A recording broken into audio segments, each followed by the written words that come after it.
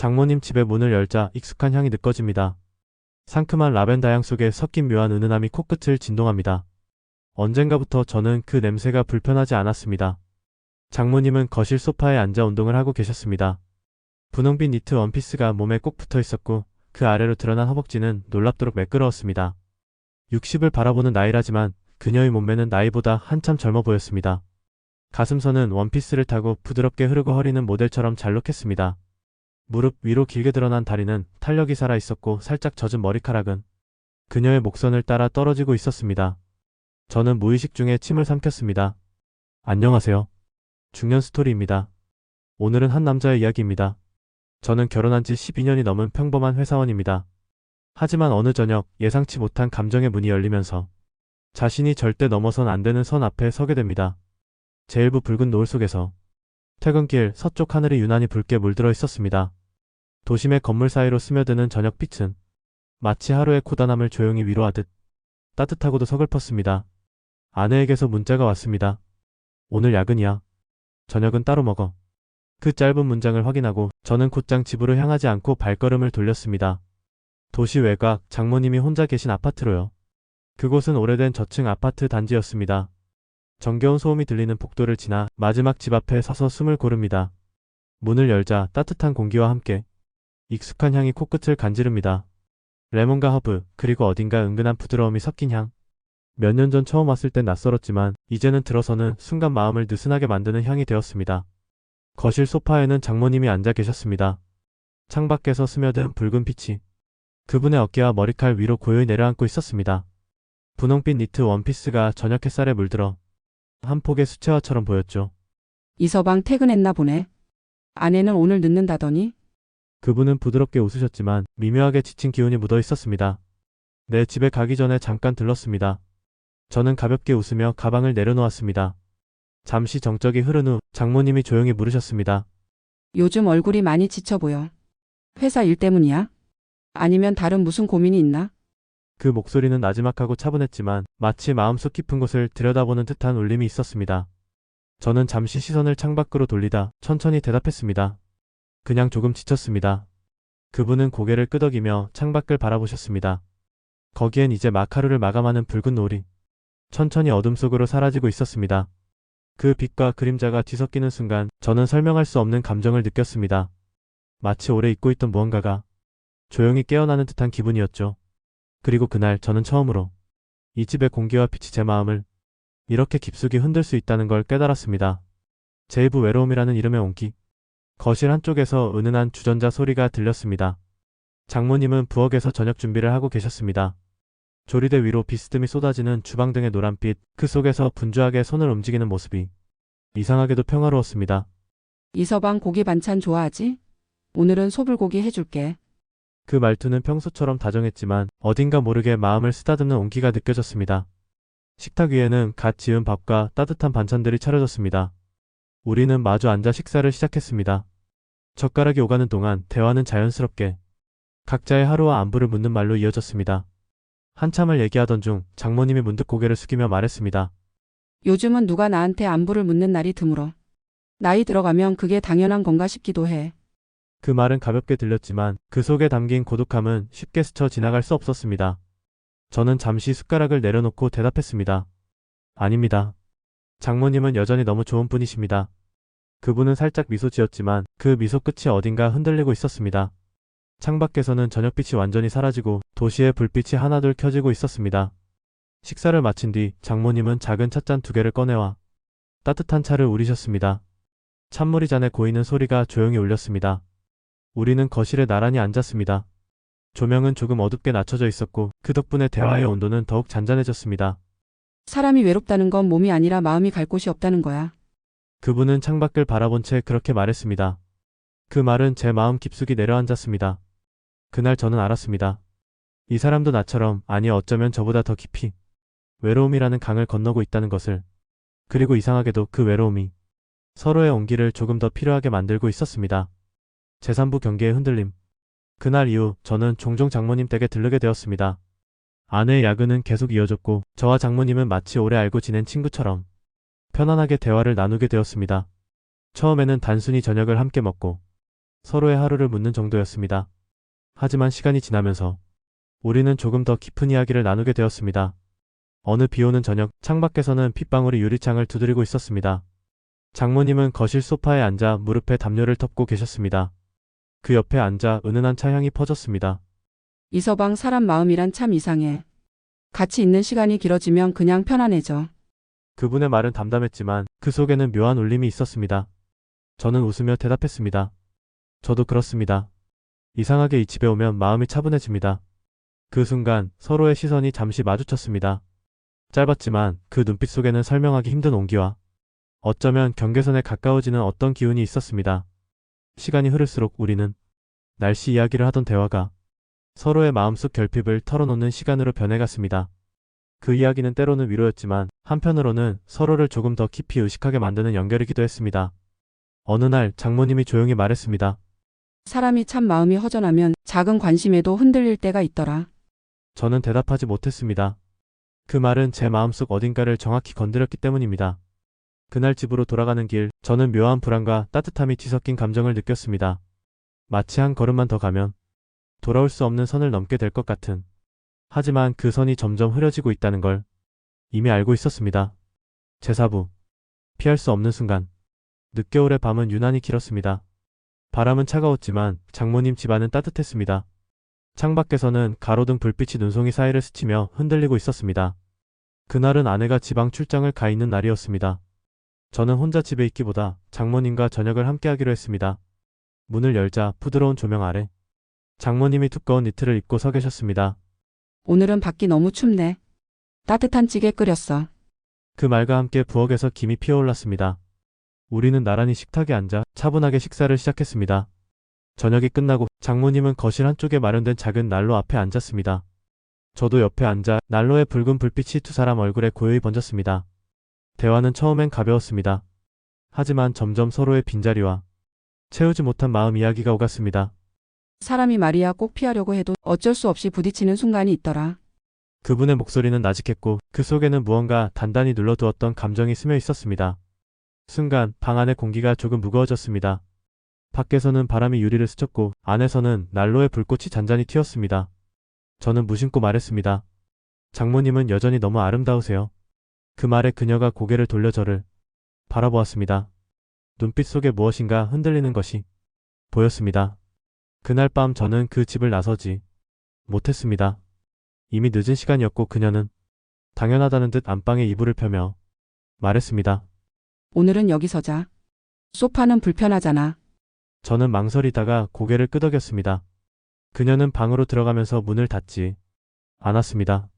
열려있는 문틈 사이로 속옷을 정리하는 그녀의 실루엣이 조명에 비쳐 흐릿하게 드러났습니다. 그날 밤 저는 베개를 베고 누운 채 하염없이 천장을 바라봤습니다. 심장은 계속해서 뛰고 있었고 그녀의 실루엣은 눈을 감아도 사라지지 않았습니다. 저는 거실 소파에서 일어나 몸을 풀었습니다. 부엌 쪽에서는 조용한 소리가 들렸습니다. 장모님은 이미 깨어 있었고 얇은 가운 하나만 걸친 채 주방에서 커피를 내리고 계셨습니다. 가운 사이로 살짝 드러난 허벅지와 목선 그리고 여유로운 동작 하나하나가 평범한 아침을 비현실적으로 만들고 있었습니다. 잠은 잘 잤니? 불편하지 않았어? 그녀는 웃으며 차잔을 내밀었습니다. 그 미소는 어제보다 더 가까웠고 저는 두 손으로 차잔을 받으며 고개를 숙였습니다. 잘 잤습니다. 감사합니다.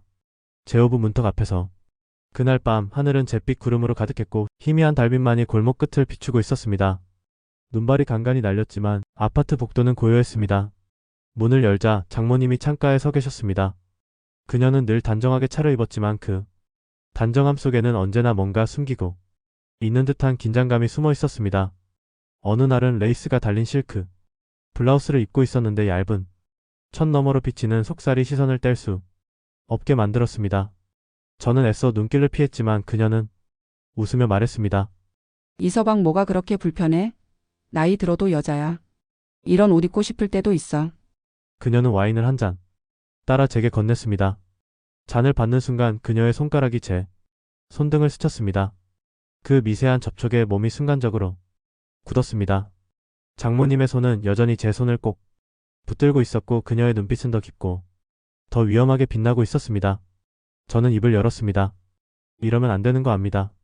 그런데 장모님만 보면 제 안의 이성이 무너져요. 그날 이후로 매일 생각이 납니다. 장모님의 몸, 장모님의 숨결까지. 그녀는 조용히 고개를 떨구었고 이내 다시 눈을 들며 말했습니다. 나도 그래.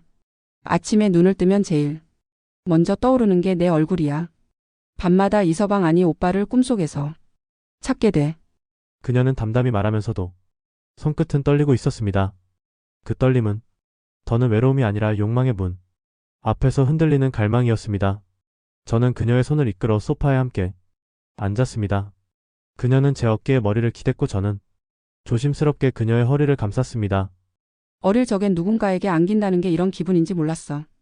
마흔이 넘어서야 알겠더라 따뜻함이라는 게. 얼마나 사람을 무너지게 만드는지. 그녀의 가운은 다시금 느슨하게 풀어졌고 그 속으로 보이는 피부는 적셔진 꽃잎처럼 연하고 맑았습니다. 그녀의 몸을 아는 순간 저는 다시는 돌아가지 못할 감정의 강을 건넜습니다. 가슴은 말랑하게 부풀어 있었고 허리와 골반은 부드럽게 휘어져 손끝마다 촉감을 남겼습니다. 우리는 말없이 서로를 탐했고 그녀는 더 이상 주저함 없이 제 목덜미를 끌어왔습니다. 이서방 오늘은 멈추지 마.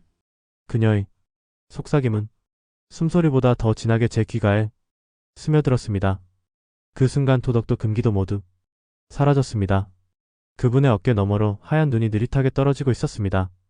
조용히 부른 목소리가 들렸습니다. 이서방 밖이 많이 춥지? 저는 고개를 끄덕이며 안으로 들어섰습니다. 집안은 난로의 열기와 차향으로 가득했습니다. 그러나 공기 속에는 설명하기 힘든 긴장감이 함께 떠다니고 있었습니다. 우리는 함께 따뜻한 차를 마셨습니다. 잔에서 피어오르는 김이 잠시 우리의 시선을 가렸다가 사라졌습니다. 그 순간 서로의 눈빛이 잠시 머물렀습니다. 사람 마음이 참 묘해. 멀리 있어도 그리울 수 있고 가까이 있어도 두려울 수 있지. 장모님의 목소리는 부드러웠지만 그 안에는 스스로를 다잡는 결심이 담겨 있었습니다. 비가 내리던 다음날 오후 그녀는 거실 창문을 열어주고 밖을 바라보고 있었습니다. 젖은 도시는 흐릿했고 그녀의 실루엣은 그 배경 속에서 더 아련하게 드러났습니다. 저는 조용히 거실로 나왔습니다. 그녀는 뒤를 돌아보지 않은 채 말했습니다. 어제 많이 미안했지. 그녀의 목소리는 낮고 차분했지만 그 안에 머뭇거림이 담겨 있었습니다. 이서방은 이제 날 어떻게 볼까?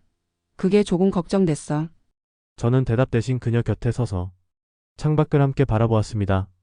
그녀의 손등이 다시 제 손에 얹혀졌습니다. 이번엔 저도 그 손을 덮었습니다. 그녀는 조용히 말했습니다. 사람 마음이란 게 참 간사하지? 어릴 땐 사랑이 다인 줄 알았는데 살다 보니 그게 아니라는 걸 알겠더라. 그녀는 제 얼굴을 바라보며 눈을 가늘게 떴습니다. 그 눈빛 속에는 여전히 탐욕과 슬픔이 교차하고 있었습니다. 나 그동안 참았어 여자로서의 마음도. 몸도 근데 이서방 옆에 있으면 자꾸 참기가 싫어져. 그녀는 저의 손을 이끌어 자신의 허리로 옮겼습니다. 그 감촉에 저는 숨을 삼켰습니다. 이서방도 솔직히 말해봐 어제 나와 함께 한 게 후회돼. 저는 고개를 저었습니다. 아니에요. 후회하지 않아요. 단 한 번도. 순간도 그녀는 웃으며 말했습니다. 그럼 됐어 그게 답이야. 그녀는 저의 목을 감싸 안았고 저는 더는 아무 말도 하지 않았습니다. 우리는 거실 한가운데서 다시 입을 맞췄습니다. 이번엔 어제보다 더 천천히 더 깊게 서로의 숨결을 체온을 확인하듯 안고 또 안았습니다. 그녀의 몸은 부드러웠고 따뜻했습니다. 탈결 하나하나가 숨결 하나하나가 모든 감각을 일깨웠습니다. 창밖에서는 바람이 눈송이를 몰고 가고 안에서는 난로의 불빛이 두 사람 사이에 작은 경계선을 만들고 있었습니다. 그 경계선은 희미했지만 우리가 아직은 넘지 않은 마지막 문턱이었습니다. 그날 밤 저는 오래 머물지 않고 일어섰습니다. 현관 앞에서 장모님은 조용히 미소 지었습니다. 조심히 가. 문이 닫히는 순간 따뜻함과 차가움이 동시에 스쳤습니다. 그리고 저는 알았습니다. 그 문턱 앞에서 멈춘 건 어쩌면 서로를 지키기 위한 마지막 선택이었을지도 모른다는 것을. 제육부 선택의 무게. 며칠이 지나고 다시 평범한 일상이 이어졌습니다. 아내는 여전히 바쁘게 출근했고 저는 회사와 집을 오가며 시간을 보냈습니다. 하지만 마음 한쪽에는 그날 문턱 앞에서 멈췄던 순간이 계속 남아 있었습니다. 그날 이후 장모님 집 앞을 지날 때면 무심히 고개가 그쪽으로 향했습니다. 그러나 발걸음은 쉽게 문을 향하지 않았습니다. 우리가 그날 지켜낸 경계가 얼마나 중요한 것인지 알았기 때문입니다. 어느 저녁 장모님에게서 짧은 메시지가 왔습니다. 잘 지내죠? 요즘은 조용하네. 그 한 문장 속에 그분의 마음이 조심스럽게 담겨 있는 것 같았습니다. 저는 탑장을 쓰다 말고 창밖의 어두운 하늘을 오래 바라봤습니다. 그리고 천천히 그러나 확실하게 문자를 보냈습니다. 네. 그리고 고맙습니다. 며칠 후 명절이 다가왔습니다.